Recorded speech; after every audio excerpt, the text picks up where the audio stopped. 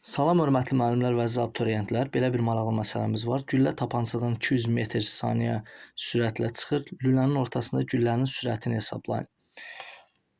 Mən tapançanı çəkmişəm. Lülənin ağzından çıxan anda sürət 280 metr/saniyədir. Başlanğıc sürət 0-dır və lülənin ortasında hər hansısa bir V2 sürətini soruşur. Onda yaza bilərəm S bərabərdir V kvadrat çıxılsın V0-ın kvadratı bölünsün 2A-ya.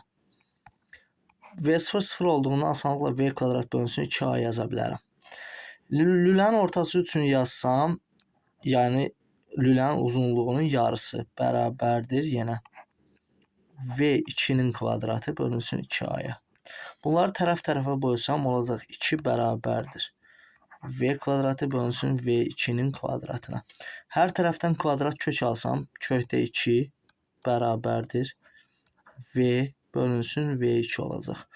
Onda biz asanlıqla V2-ni tapa bilərik. V2 bərabərdir V bölünsün kökdə 2.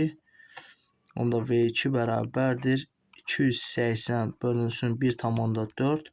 Cavab olacaq 200 metr/saniyə. Y variantı.